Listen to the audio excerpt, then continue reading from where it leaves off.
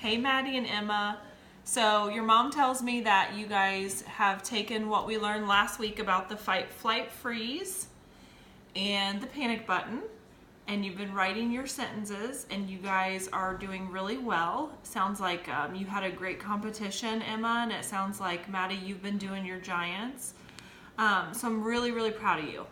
But like I said last week, this is all training, just like training your muscles. So we're gonna continue on with the quote-unquote mental training. The panic button is just sort of the foundation of everything that we do. I want you to understand why you have a fear response, obviously to protect you, which we want. And I also want you to know what makes it overreact, or maybe sometimes not even overreact. Sometimes it just sort of gets triggered without really any real threat, which could be what's happening on your giants or your competition. Like we said, you've done it thousands of times, right? So so I just want you to keep that in mind. We talked about some of the strategies last week, which are your cookie breathing, taking can't out of your vocabulary, the way that you talk to yourself, things like that. So we're going to move on this week, and we're going to talk about fueling this guy, fueling the panic button, okay? The goal is we don't want to fuel it. We don't want to speed it up and make it overreact, in ridiculous ways. But we want to extinguish it. We want it to stop when we are doing things that we know how to do. And part of the issue is that this panic button was created way back in the day, like when we didn't have guns and we didn't have houses to protect us and things like that. So it really does have a job, and it wants to have a job. So if it's never being used, so like in our modern day, we're not going to be standing in line at Starbucks and a tiger's going to walk up to us, right? It doesn't really get used because it doesn't really have any reason to signal you that there's danger. So when it gets the chance to react, it takes it and it runs with it because it wants to have a job, okay? So we have to really work on not fueling it. Now, this is how you cope, obviously, with stress and anxiety and all of that. And we talked about some ways to prevent it, but I'm going to take that a step further today, okay? So what we're going to talk about today is your critic. We all have a critic, and we all, let me say it like this. We all have a critic inside of our head, and usually it starts with something negative being said about us, and then all of a sudden we start to realize, like, wait a minute, maybe we aren't perfect, or maybe we are flawed humans. And so we get these negative thoughts in our head. I kind of look at it like a devil and an angel on your shoulder. The devil saying, really negative things about you, the angel saying really positive things about you, and you don't know which one to choose, but most of the time the devil's louder, or in our case, the critic. And so it just becomes easier to believe that, okay? So that's what we do. And what I mean by that is, a common one that I hear, from kids struggling with a skill in gymnastics is, I'm never gonna get this. So that's what the critic is saying. Oh, Maddie, you're never gonna get this. You might as well forget it.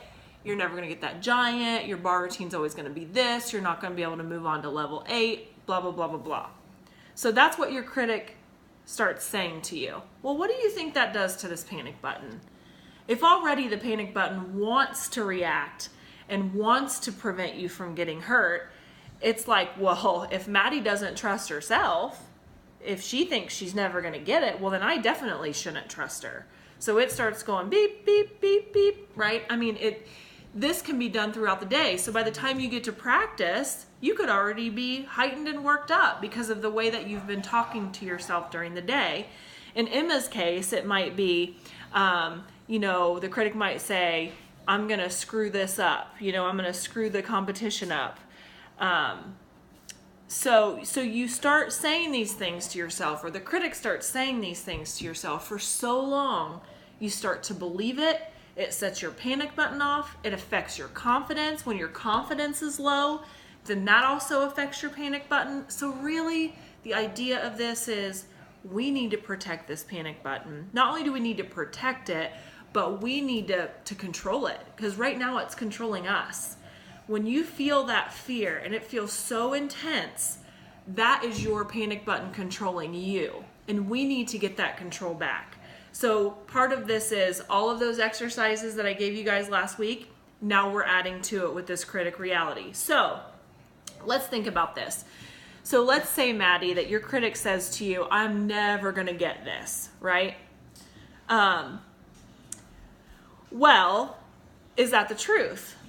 Well, let's argue it a little bit and see. Has there been ever anything that you've had to work for before? For instance, your KIP. Usually your KIP doesn't come very easily. And you probably went home many nights from the gym going, oh, I'm never going to get that KIP. But the truth is, you did get the KIP.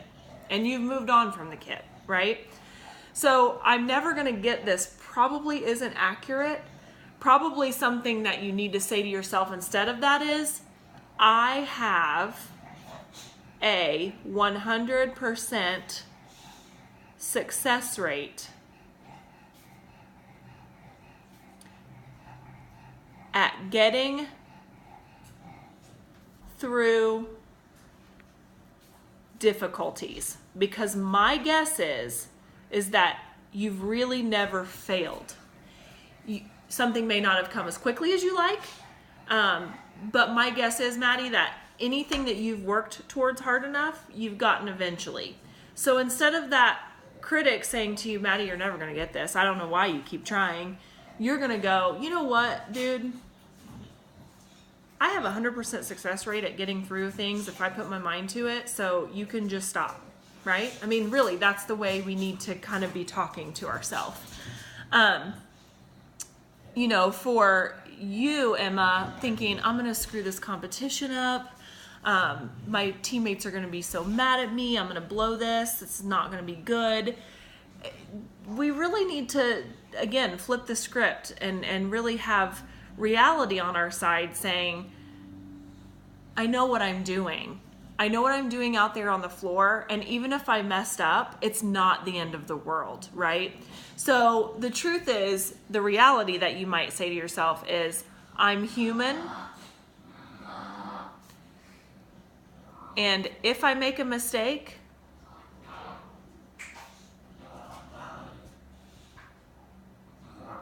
I'll make up for it. Right? And no one's going to die. So that's the thing, is we've got to keep putting everything into perspective. All right? So again, here we go. Your critic is saying to you, I'm never going to get this. The reality, or that angel on your shoulder, says, I have a 100% success rate at getting through difficulties. Your critic says, I'm going to screw this up. The reality says, I'm human, and if I mess up and make a mistake, I'll make up for it, and no one's going to die, right? So these are the things that we really need to be saying to ourselves, and we really just need to retrain our brain so that it doesn't automatically go to the critic or believe the criticism, because we have to protect this panic button. So I want to encourage you this week, in addition to writing your sentences, telling your panic button to chill out, right? I want you to also be mindful of what this critic is saying to you. And Maddie, I don't know what's going on in your schools right now, but my girls are doing the standardized testing at school. And so you pick that up, Haven. And so maybe you have test anxiety, and maybe you're like, oh my gosh, I'm so stressed. I have so much pressure. I'm going to fail. I'm going to let everybody down. Well, that's your critic. Your critic is telling you that you can't, when obviously you've done this a million times. You've taken a million tests. You've done well on everything. It's just getting you riled up, which should tell you that your panic button and your critic are controlling you, but you're stronger than that. You need to take control of them, okay? So how you do that is everything we've said. You're breathing, you're writing your sentences, you're repeating that to yourself over and over. Thank you, brain, for protecting me, or panic button for protecting me, but I know what I'm doing. When your critic starts to get a little wonky and starts to get bold and starts to tell you things that are negative, you need to immediately replace it and say, you know what? No, that is not the truth, and I am not going to believe that. And eventually, it usually takes about a week, for some kids less, a week to 3 weeks, but eventually that critic will shut up and you'll really find yourself being more positive, and you'll really find the panic button not activating as much. So that's what I want you to work on for this week. Next week, we'll talk about something else. We'll talk about overriding your fear. But nonetheless, take these things, put them into practice.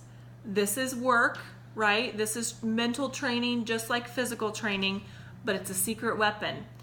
There's every girl that you're out there on the floor with, or on, in the gym with, has pretty much the same amount of talent as you.